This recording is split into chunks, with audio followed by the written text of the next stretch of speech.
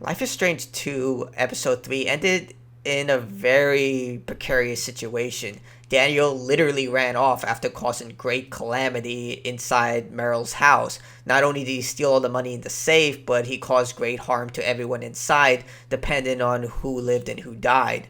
Regardless, a lot of people are hurt. It's clear that Sean may have lost his eye, and a lot of things are happening. The biggest being that Sean now has no idea where his brother is. So, with episode 4 coming out in a few months, let's predict what will happen. These are my predictions for Life is Strange 2, episode 4. Now, in the beginning of episode 3, after you meet with Flynn and Daniel, they start to talk with one another. I mean, Sean and Daniel. And one thing that Daniel is hell bent on is finding their mother.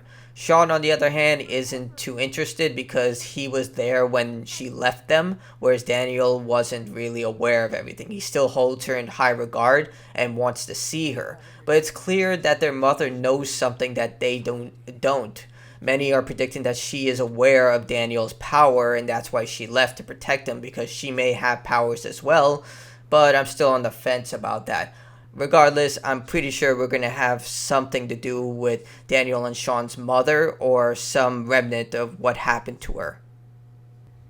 Now, one of the most difficult things that happened throughout episode 3 was Daniel's absolute control to his power. Now, we don't know if he has full control, as we saw in the end of episode 3. He did tend to lose it and completely destroy everyone, but he does have greater control than in the beginning of the series. He can manipulate objects, he can cause incredible damage, as when he destroyed that tree trunk when Daniel and him were training, and of course, he can lift objects thousands of pounds, like when he lifted that tree out of the water. It's incredible how much power Daniel has, but he's also very dangerous, as we've seen. He's used his powers as a way to exert his dominance over everyone else, even going as far as to threaten people's life. He almost killed Cassidy, and he's done incredibly dangerous things, showing off. On top of it, he doesn't care who knows about his powers. He even threatened that he would take on the cops if they came after him. Daniel is dangerous, and it's clear that he's using his powers illogically. So my hypothesis is that he will do something extreme, like maybe kill someone intentionally or unintentionally. We've seen that Daniel has more than enough power to kill someone, as he did kill that cougar, and he has increasingly become more hostile as when he attacked Cassidy. I will predict that he will cross a line, and there's going to be something of a fallout between Sean and Daniel, as Sean has become much more fearful of Daniel. So my hypothesis, Daniel's going to cross some sort of line and he's going to go too far.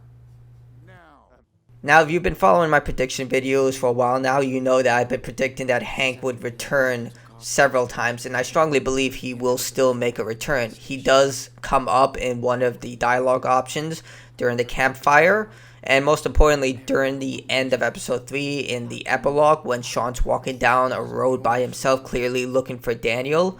You have this person speaking that he knows he killed a cop, that he's on the run. So my theory is that Hank is still hunting down Sean and Daniel. He saw what happened in the camp, and he's probably actively looking for a way to assert his racist vigilante justice against the brothers for destroying his store.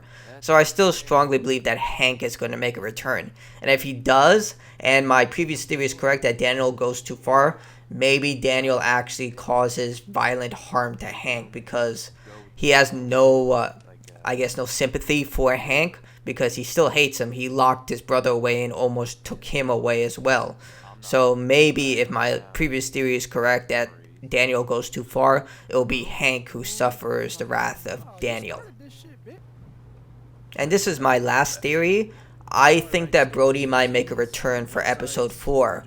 First off, we know that Brody does travel a lot, and he has a charisma to him. Lots of people love him, and I assume that translates to the overall world. It's clear that Brody has a lot of connections with his traveling blog, so it's likely that Sean will contact Brody. He won't come to him and you won't see him in person, but Brody will be there in some way trying to help Sean locate Daniel, using his connections, his travels, to try and find if people have seen him. A little boy wandering with lots of money isn't going to be hard to find, I assume. But regardless, I do think that Brody is going to make a return, mostly because Sean probably doesn't have a lot of people to talk to. He does have his grandparents, but at the same time, the people at the farm are probably not too keen to assist him considering what happened at Meryl's house. So the last person would logically be Brody, which has the travel vlog, and it's safer to communicate with Brody than with Lila because